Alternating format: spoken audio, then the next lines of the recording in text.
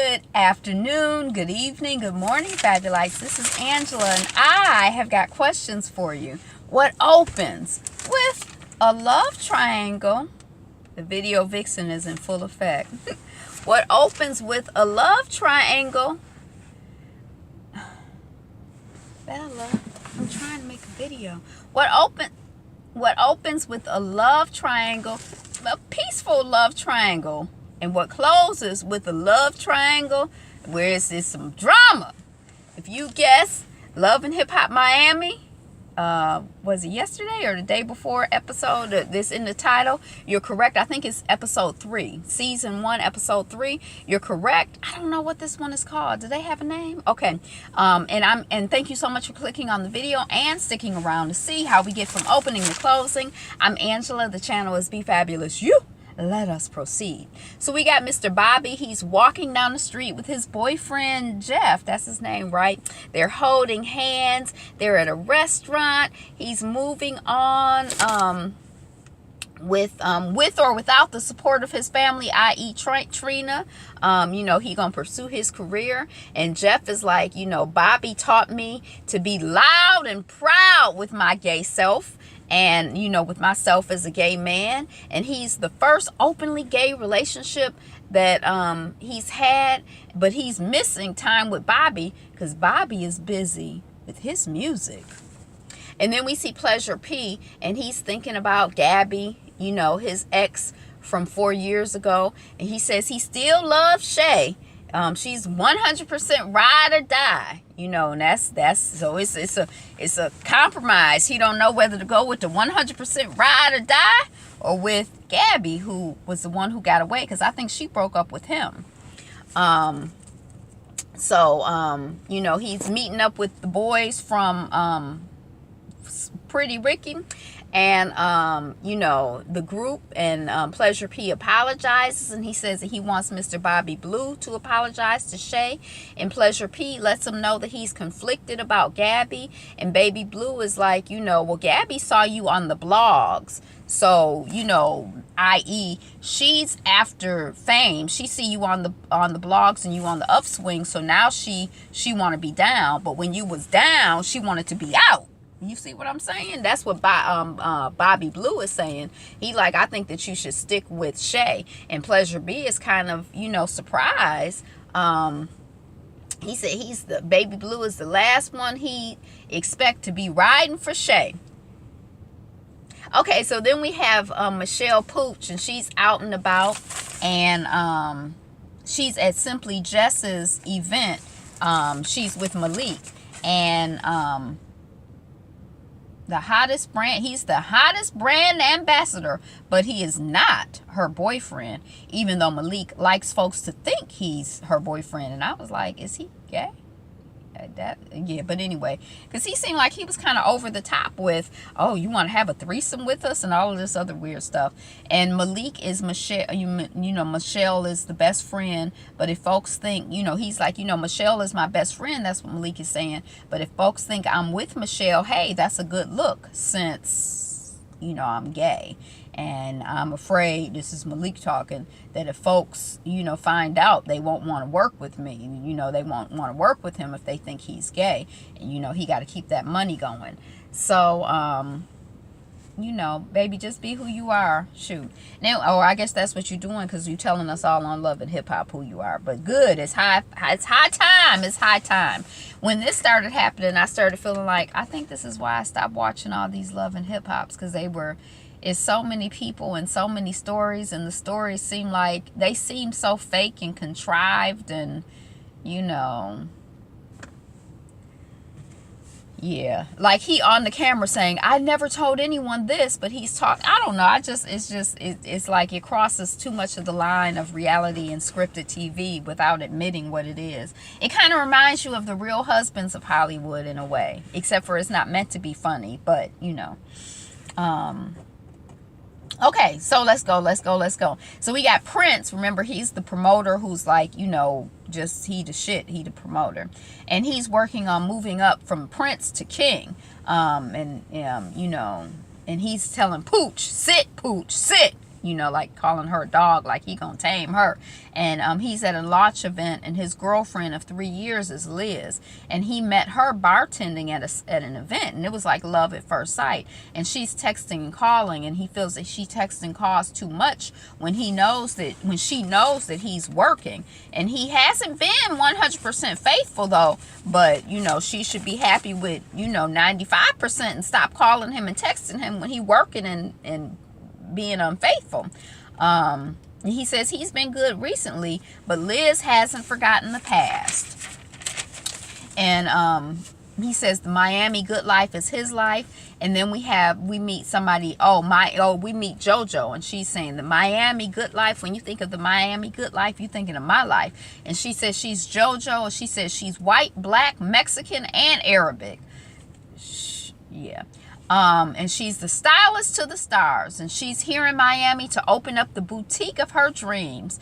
And you know, the money, most of the money is her dad's, and her dad wants her to be a lawyer, but she doesn't look like a lawyer, so she can't be a lawyer because she don't look like a lawyer.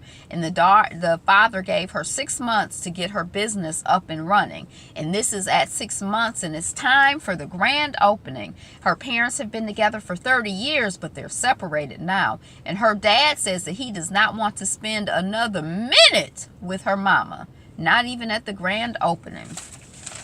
And then we have Amara and Steph. That's Amara's friend, the Haitian woman, and they're meeting up at the park. And Steph is telling Amara about the meeting with Young Hollywood that she and Veronica had at that event, and about how Veronica and Young Hollywood, you know, were kind of about their interaction, and how Young Hollywood said that he would apologize to Amara if Veronica goes on a date with him. And Amara is like, well, that's not a sincere apology if he's doing it just to get a date. And she wouldn't really go on a date with him. I mean, Veronica is supposed to be loyal to me. And then we have Liz, and Liz is Prince's girlfriend. Prince is the promoter, the Prince who working to be the king of Miami. And she's at the club the next morning with Prince. And she's kind of upset, and she says that she doesn't know if he's praying with her or not. Maybe if he's playing with her or not. And then he's not answering her calls. He's not coming home at night, although I don't understand, because if he worked overnight, like that's like if I worked a night shift and you stayed out all night, and I'm like, I worked the night shift, like why would I? But anyway, I don't know what the promoter's life is like, but I would assume she does, so I guess it's something out of his normal pattern. And he's held her down, and she like, how you hold me down? You live in my place, you eat my food, and I'm cooking, I'm cleaning, I'm doing everything. You know, how you hold me down? And then they argue, and then she leaves, and then he's like, see, he could be with any one of the baddest women in Miami, and she is not going to threaten him. Miss Liz is not going to threaten Prince. Then we see Pleasure P, and he's waiting at a restaurant for Shay. And unlike Gabby, Shay didn't run away when things got bad. That's what Pleasure P is recognizing and saying. And he has flowers for her, and Shay says she wants to take responsibility of her part in the argument or whatever. And Pleasure P says that Baby Blue wants to apologize. And Shay is like, you are the love of my life. You are wonderful. You're the best. And Pleasure P is like, well, nobody is perfect. I guess he's trying to hedge his bets because he ain't sure about what he gonna do with Gabby or not. So he don't want her to think he perfect and then get disappointed. And then you know, he says nobody is perfect, but we're on the same page as of now. And then in the interview, he says he's trying to make up his mind about being with Gabby or Shay, but until he does, he's not saying anything to Shay about Gabby. Then we have JoJo. Remember, she was the one whose father wanted her to be a lawyer, who's opening up her boutique. We're at her place, and her mom is there.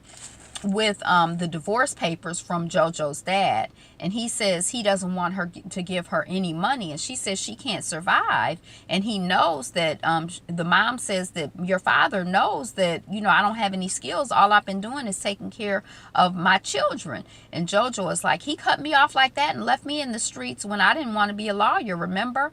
And I'm like, well, I wonder where her mother was then. Was she on the streets, or what did, you know, how did that happen? And she, JoJo is like, you know, dad uses money like a weapon, but you can stay here and we're going to figure it out, mom. Good. And then mom is like, you know, I'm going to fight. I'm going to find a lawyer and I'm going to fight in the courts. If he wants a divorce, he needs to pay me. That's what mama is saying. JoJo, mama, JoJo. Then it's nighttime and we see Jeffrey arriving at a club. So the three-way that I teased was at the beginning. It was just in my imagination. We see Jeffrey arriving at a club, and he's meeting up with his old friend Malik. Now, Malik is Jeff's ex, and Malik is also the one who hangs out with Michelle Pooch and pretends that she's his girlfriend. Or he was hanging out with somebody pretending that they were his girlfriend or whatever, because he doesn't want to come out as gay because he thinks it'll mess up his money. And they're at a straight club, and Malik is the Malik is the down low one who has Michelle Pooch as his beard. And they talked. So we find out that Malik and Jeffrey talked for a year, and then Malik disappeared. And Malik is like, you know, hey, we used to party and we used to have fun, and folks thought we were friends because they go to like strip clubs together, and folks didn't realize they were a couple. They thought they were both men looking at the women, but they were really there together. That was their cover. And folks thought that we were friends, not lover, and when things got too serious, I bailed. That's what Malik is saying.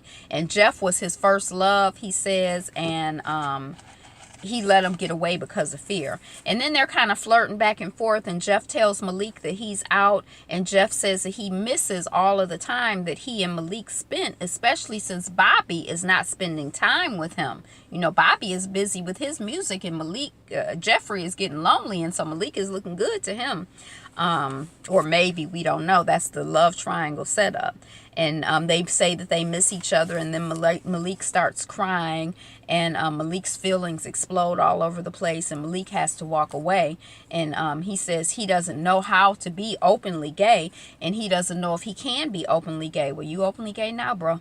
And then, but he does love Jeff, and he wants to be with him. And Jeff is like, I love you too. And Malik is like, I love you too. And then they kiss, and then Malik is like, I can't believe I'm kissing a man in a straight club. And we can't believe it because Jeff has a boyfriend. His boyfriend is Bobby Light, right? And Bobby Light is Trina's cousin.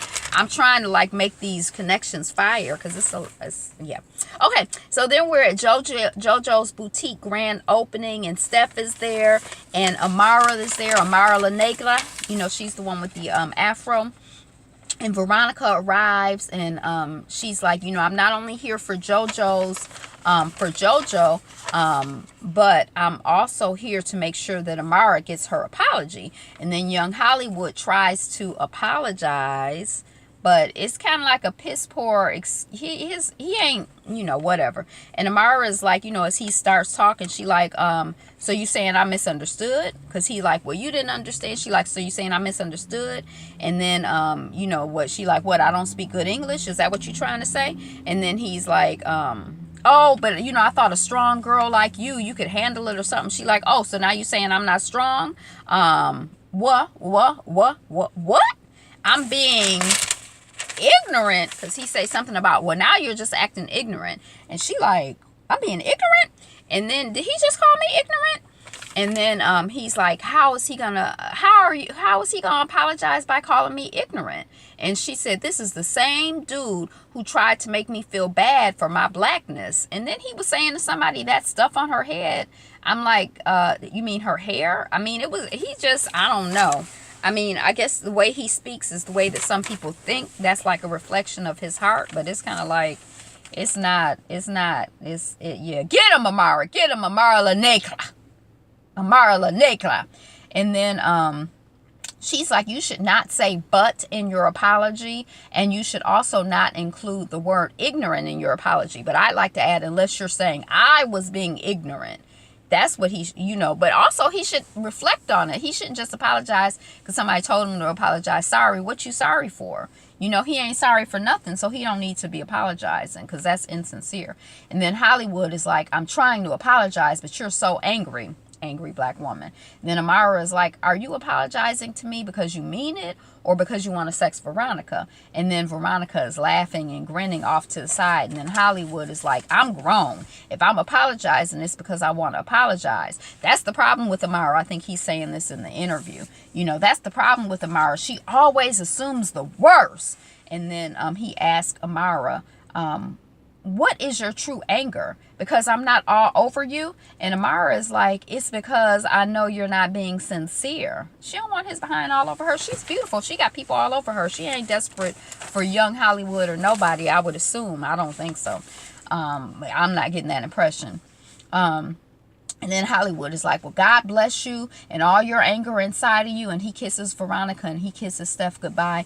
And then Amara says to Veronica, let me tell you something. If you ever hang out with him, I'm done with you. And then Steph is like, no, you can't regulate her for JJ. And then Veronica is like, anybody who stepped to me better step with a house and a car. I mean, not just a house, but a mansion and a car. And not just any car, but an expensive car and a yacht and a motorcycle and a goat and a restaurant and a jewelry store and, blah, blah, blah, blah, blah, whatever she's talking. Then Amara's like, okay, I got to go. Somebody waiting on me, probably her mama at home. I got to go.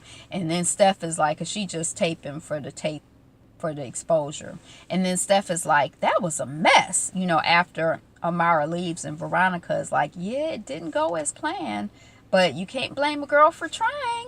And then JoJo's mom arrives at the, all of this is happening at JoJo's grand opening for her boutique party. And her dad pulls up and her dad comes in and her dad hugs JoJo. And the mom is like, well, why is he here? And then the dad is like, I don't care if I spend $1 million on my attorneys. I'm not giving you one more dollar. And then JoJo is sad and embarrassed. She's like, the whole party is watching my family fall apart right in front of me. And then, yeah, I think that's the end of that. And then we're at Pretty Ricky. They're getting, they have an event where an ice cream is being named after them, ice cream flavor or something. And Shay is there to support her man, Pleasure P. And he's glad that Shay and Baby Blue can make peace. And then Spectacular and Baby Blue come up. And Pleasure P is like, gives his girlfriend Shay an official, appropriate, a proper introduction. And then Shay is like, well, I need to talk to Blue first, and then the other people go away and she talking to Blue and she's like, you called me a biatch, you called me a hoe, and I never even met you before. Why did you do that? And Blue was like, we worked so hard to get the group back together. Well, do you love Pleasure P? And Shay is like, yes, I love him. I would do anything for him and I ain't going nowhere. And Blue is like, well, I apologize. And Shay is like, okay. And then they hug it out. And then Shay is like, I might be the 5th member of Pretty Ricky. And, she goes off someplace or something. And then in walks Gabby. And that's Pleasure P's ex, the one he's not sure if he want. And the people who be watching the show like me think, well, maybe she doing a pop-up because, she doing a pop-up because they hired her for a storyline. But, as part of the storyline, she probably doing a pop-up because y'all are back on the scene, and Gabby is like, well, I've been texting and calling, Pleasure P since we met up last week, but he's been giving me mixed signals. So when I saw this event online, I decided to do a pop-up to show Marcus my support. And then Pleasure P, that's Marcus, is like, Gabby looks good, but I got to get her out of here ASAP. And then meanwhile, Shay comes up to Baby Blue and Spectacular. And she like, where's P? And Blue is like, I think he went to the bathroom. Let me go get him. And then Shay walks off. And then you see Spectacular and Baby Blue behind her. And they're yelling, hey, Shay, this way, this way. They trying to direct her away from the drama. It's some fakeness. That was fake. They're like, this way, this way. And stop, don't go. No, don't go in there. And then Pleasure P and Gabby are chatting about pleasant surprises. And then Shay Oh, and then Gabby is feeding Pleasure P ice cream, and Shay walks up and throws something. I guess it's ice cream at Gabby's head. And then that's the end of the episode. So, yeah, that's, what's the name of it? Love and Hip Hop Miami. It was okay. I guess I'd give it, if I had to give it a grade, y'all don't be asking me, I'm gonna give it a grade of, like, C plus. B. It was okay. It's reality TV. I like the Amara storyline. I know people are like, they're tired of, you know, the whole talking about racism and colorism and, you know, hair texturism and all of this stuff. But y'all know I can't get enough of it. And then the other stuff, see, I guess Love and Hip Hop, the franchise, I don't think I like it. So I think that's why I stopped watching it with Atlanta and New York. Not just because, and then they still introducing characters. I thought it's 8 people in the introduction. So they done introduced us to about 80 people so far. So, but anyway, thank you so much for watching, Fabulites. You know today is the best day ever, and you are the greatest. Like, comment, subscribe, share. Be you. Be fabulous. Be fabulous. You. Be you. Be fabulous.